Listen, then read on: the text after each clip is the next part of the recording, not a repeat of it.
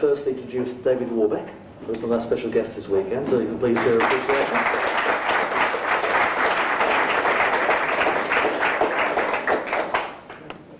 David's actually here despite not feeling terribly well, which we can perhaps talk about a little bit later on, the reasons behind that. But the fact that he's here at all, I think, is rather... Well, thank God for somebody up there, yeah. Somebody tried to kill me, and my bean patch, they clubbed my head in with a golf club. Just a few days ago. They've all been arrested and all that sort of shit, having had tried to shoot me the early part of the week. So, I mean, you know, saying this sounds too horrible, you know, and I'm sorry, with so many things... Well, you would have put that into a movie, people would say, well, that's ridiculous. Yeah, and it's like these fuckers that did what they did to Manchester, the bombs and stuff, you know. I'm assuming all of us here are okay, rational people, but people that shove, you know, clubs in people's heads and blow up your city centres and things. You know, people complain about our violence in our films. They'll probably find I want to watch Chucky 3 or something, so yeah, blame it all on that. Anyway, sorry, I'm just a bit groggy, that's what I'm doing on my tea, because there we go. Right, let's go. We've got tea on IV. It's unreal, all the stuff I have to say, really. Oh, he's on the hard stuff. Yes. Anyway, David. So what I think we're doing is some chat for a while about your career, which is, you say, more than 100 films. Yeah. So many that you were telling us to me a moment ago that in the recent biography which Harvey Fenton and Jason Slater did, you've actually produced so many films, you keep forgetting them and have to keep thinking, oh, there's one more down to the definitive filmography. Yeah, it's terrible, isn't it? You were born in New Zealand originally. Talk about how you actually got into the acting field. Well, all my family is Scottish and stuff, but I was actually brought up in New Zealand, and it's a very beautiful country, and I'm extremely grateful for having been brought up there. Should we be closer? Oh, that's you know, the beaches and all that lot, but New Zealand has a major problem, and that is there's no people. Beautiful beaches, beautiful everything like that. The total population now is about 3 million, in a country that's bigger than England. So social life is beyond dead, and if you're not into sheep, and there's lots of those, the only thing to do is to go along to the local drama group, the local amateur, you know. Now they've got little home movie things, but it was just a local bunch of weirdos, and the whole point of belonging to that group, the local theatre group, was to have lots of parties and lots of humping and lots of good times, and oh, yeah, we did a play, you know. And so basically I'm absolutely amateur in my background, and amateurs I love so very much for one word, and that is the word love and fun, I suppose. The amateurs do it for the hell of it, for the fun of it, the nonsense of it, and I get so disenchanted with so many so-called professionals, I mean, who are there doing their budgets and, you know, is it worth it? You know, there's not much fun. And this is partly why I went on to, I won't work in the States. Sorry guys, God is John about. Anyway, is that the Italian movies are such fabulous fun. They're all mental, they're surely locked up. And we rush around the world with cameras and lots of film. And you won't believe this, I work with about 3 different film families, as I call them. Italian film families. Piero Lucio was one of them. Margheriti, of course, and Fabrizio De Angelis, who we did Favola last year, which has been a huge success. You know about Favola? Yeah. With Ambra? So I'm having fun with this, I like to be well heard. And one of the things about running around the world doing all the films like the Philippines and Turkey and all the other wonderful mad places at other people's expense, it's great, is a bit of film, a bit of camera, a bit of the crew, and not bad stories. But the main feature before any of us get on those planes is that we take on a spaghetti maker. And whatever hotel we're in, if it's in the Philippine jungle, someone's job is to get the kitchen sorted out so we make like a pasta. And so working with the Italians is a great joy, because it's very much like back to my New Zealand background of amateurism, if you like, and a hell of a lot of fun. You know? So really you make Italian films for the fun of the food? Yes, you're about right. And sorry, there's not much money. I was going to say something else on there about the... Oh yes, well when I came to London, went to the Royal Academy, RADA. I kept saying, where's the fun, where's the fun, where's the hunting? And they all go, you know, who is this person, you know? And so they expelled me. Because I said, I don't want to be Hamlet, I want to be a vampire. Not much fun there, really. I would imagine from the way it comes across, certainly from the films they made, that probably the one studio in this country that would have worked in the Hammer fun would have been the Hammer Studio. So they're working on Twins of Evil. Oh God, yeah, that's great. Well, somebody, I don't know if I'm boring people repeating sort of histories, but the Hammer film I did called Twins of Evil, has that been shown yet? No, it's continually shown. Oh, sorry. That was like the last big attempt by Hammer to resurrect the life of Hammer. Hammer was dying because television was killing off film in those days. And so this was a big budget attempt to make this the biggest and the glossiest. And the quality of the film was pretty excellent, I must say. Pity about me and my long hair, but... what was the question? Yeah, well, I mean, it was also one of the first films in which Hammer, as it did in its latter films, tried to introduce an erotic element. Because I mean, it went more and more in the later films. But I mean, you had the famous Collingwood. I had the wonderful Collinson twins. The two little girls from Malta. We call them the Maltesers. They don't melt in your hand. And Mary and Madam. They were gorgeous and they couldn't keep their bloody clothes on. They kept stripping them off every day. Oh, there we go again. And I'd just been expelled from RADA and I just finished doing Robin Hood. I've got these great legs. Me in green tights is really good. And it was directed by Johnny Huff, who did Twins of Evil, and almost the entire cast of Twins of Evil were in Robin Hood, which we just shot, I don't know, a few months before. And that was also came out under a Hammer banner, because Hammer was trying to spread around, and On the Buses was one of Hammer's last attempts, along with Twins of Evil. But that was a great load of fun to do. Peter Cushing, of course, no one can say a bad thing against that man. Absolutely magical, generous.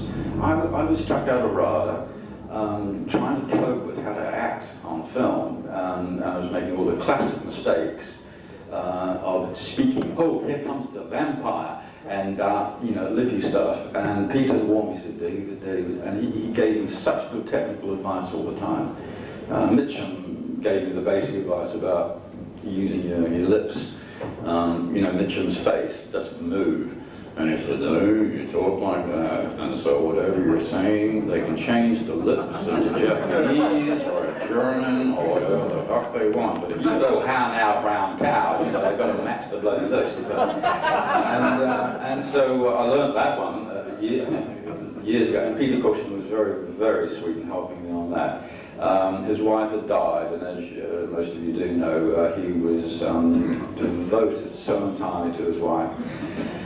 And every day after the shoot, he would, on his bike, would pedal off to a graveyard and sit there just begging to be with them. And he didn't make any song or dance about that. But if you see Twins of Evil next time, that to me is superb acting, because the violence of his portrayal, the energy in that monster, the governor or whatever he was in the film, you know, kill a man whose spirit was dead, and the gentleness in the man. What a wonderful guy, wonderful guy. Well, I honestly want to talk more about your career. It did struggle in that film that he was playing a villain in many ways. Yeah. A very change for him. Yeah. He also, around the same time, did Trug with Freddie Francis, one of their guests this weekend. What are your memories of Freddie here yet? I don't believe he's here tomorrow. Oh, right. Is that what goes there?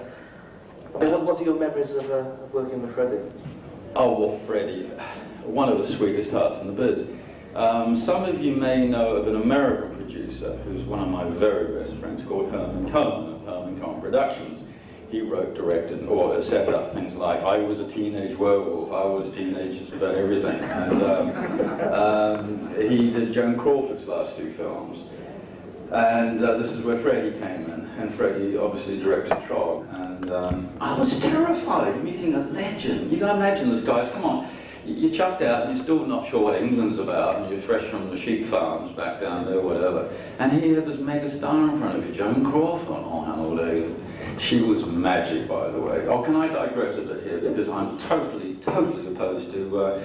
there are so many evil things in the world these days. One of them is built-in obsolescence, like your car or your fridge or your clothes are designed to collapse. You know, you can have cars that could go forever, but they want the money on it. The other thing I hate and detest very much is maligning the dead. You can say any lies, mistruths about dead people, and Joan Crawford is one of them. She's much maligned. Mummy dearest, is what I'm getting at, and that bitch daughter of hers that I think's a cripple these days. The story about Joan Crawford was one of the most magical ladies I have ever worked with. Generous, sweetheart. She taught me how to turn shit into gold, basically, which I told the producers, wait a minute, shit into gold, that's a good script. Oh, sorry. And dear Freddie, of course, was helping and making that shit look really glittery, you know. And the story about Joan, very quickly, is that Joan, in her good days, set up trusts for her 4 children. Not many of you know it was 4. Because the only ones in the hideous books, Mummy Dearest and da-da-da-da, were 2 children. She set up these trusts, which would mature in their mid-20s or something like that, for the kids, in case she hit hard times. Right, maturity time turned up. Christina was an alcoholic, because Jesus, we have punch-ups with her on the film, so she used to turn a rolling trunk and being an absolute cow. I'm all for the truth, guys. I don't like bitching, but... And the boy, well, I won't get too specific there, but he was a problem. And the other 2 good guys toed the line. When the trust matured, Joan basically said, why should you 2 assholes get the dosh when these 2 kids have had to, you know, why should they lose out? So they get the lot, you get minus the hospital bills. So Christine said, I'll get you, Mummy Dearest. Dead, and out comes all that bitch shit, you know? That's horrible, that Marlene Dietrich, lovely Bette Davis, you know, oh, why? It's pathetic all that, isn't it? Really, you know, kill the idols. Anyway, Freddie Francis and Trog. Trog was a hoot to do. Here's a story on Joan. We're on location. Trog, for those of you who don't know about Trog, it's about the missing link between man and monkey that we discover in a cave outside London somewhere. And we They saved on locations. Yeah, and we hired this wrestler. We stuck a monkey hat on him. We stuck the hair on his tits, and he just went grr a lot. And Joan was the American scientist who came up with her constant line, and that was, fetch me my hypo gun. And she was always like, you know, and knocking the monkey out so she could go and feed the plastic lizards to them. She was the scientist, and I was sort of a junior reporter. Anyway, on location, and I had a caravan with some of the other boys, you know, John Howland, so she obviously had her own. Bang on the door one morning, about 8ish, 7:30, 8ish, and there was this little short grandma, curlers in the hair. I said, yeah, and she said, hi guys, it's me. It was Joan Crawford. And she had a frying pan in her hand. Now, Joan's face, that wonderful arched eyebrows and the jaw, was makeup. She drew the makeup to make the jaw. Everything was genius. I mean, all the top people, you know, I've been modeling all my life as well, photo modeling and commercials, hundreds of commercials and stuff. And I've worked with the top beauties in the world, the Jerrys and the Marie, you know, go on and on.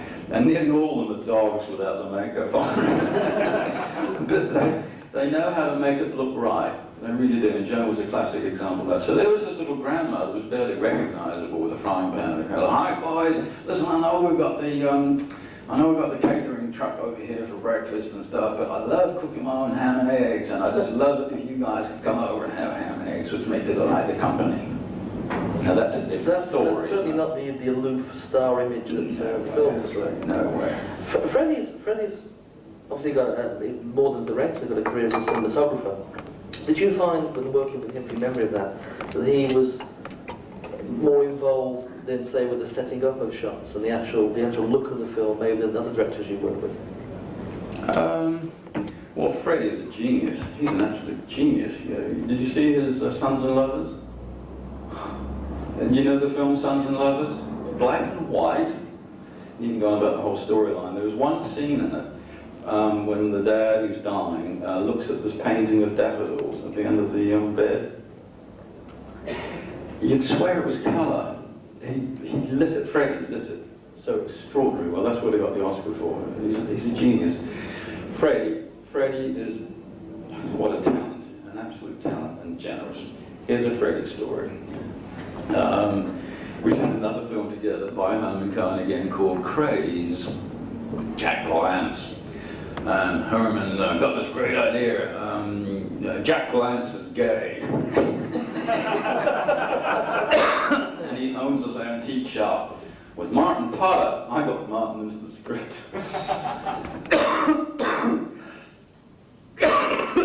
Sorry, guys. Do you want to take a break for No, I'm fine. Because, you know, your time runs out.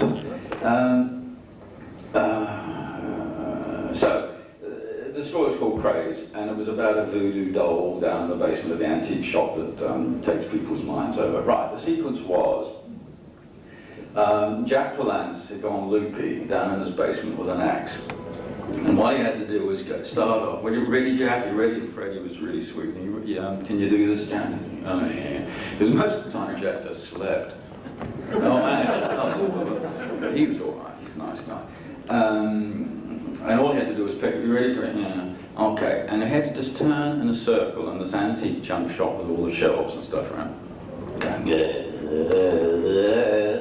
You know, those of you who've seen the scene. And it builds up to him going, totally mental.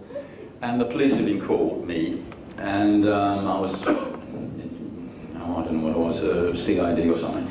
And I had to come in and knock on the door, because we hear this ranting going, and we knew he was flipping. And then I had to smash the door and come and have a fight, and I get axed to death, I think. And here we go. And sorry, guys. Oh, God, I'm on these funny pills. So we did all that. Well, one thing I've always wanted to do is to smash a set. You know, when you have all these Hollywood starlets who look in the mirror and they can't stand their face, they smash all the mirrors and wipe all the bottles off. I've always wanted to do one of those scenes. Anyway, this was near enough where I had to smash a door. Now, I don't know how many doors you guys have smashed in, but I thought, oh God, this is going to be a challenge. Okay, so we couldn't rehearse, so we just rehearsed it technically. Right, come here, whack the door. Go there, Jack's doing that. Okay, right. Ready, everyone? It's about 4 cameras. Jack, yeah. Okay, Jack. Okay, David, bang on the door. Okay, David, smash the door. So, all right, here we go. And went, boom, whack like that. You know, smash the door. The door went boom, like a rocket. I was so impressed with what I did. I stood there going, oh.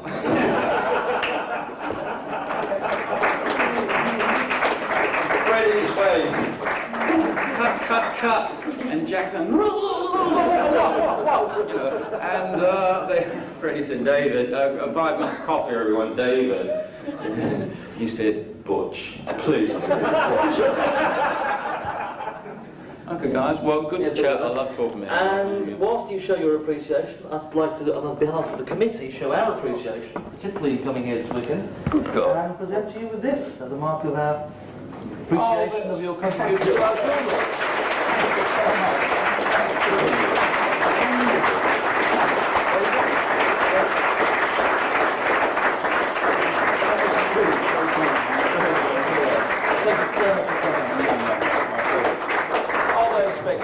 Thanks so much. Not a pity, there you go. I won't do anything rude. What you got? Are you kidding? You're in. Am I in here? Yes. Where? Come on, show us. No, but am I in it?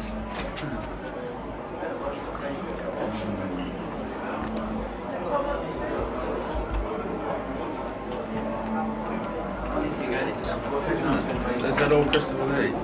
No, no, it's not. Give me your bums. Frisky this side. Not frisky, No. I bet Ingrid Pitt's in there. Because I met her the other day and we want to make a film together. Oh, sure, yeah. The film was gone. How old was that film? About 12 years old? That's a Steve, because he's mad. Not as mad as me. David, I met you in Watford. Yes, I remember you. And I Hi. sent you the video of Joseph Cotton. That's right. Yes, and we did speak. We did speak Oh, on the thank phone. God, because so often people send me stuff and I mean to ring and I don't. Yes, you wrote to me and... Did you see? Did you replay it and see the Yeah, the I've commercial? Yes, Um, I never saw it the first it time was round. the Oscars. The Oscars, yeah. Yeah, isn't it a load of hoot? Now, did you see Wolfstead the other day? Where? On UK Gold. No, bloody hell. They're doing everything. Oh. Oh, go away. Oh, you're so kind. That's me there. Yeah. Oh, Michael, that's bloody hell. Oh, it's worth it all, isn't That's been on it? television for a long, long No, time. no, it's pretty If awful. at all. Yeah, with me going around with all that hair.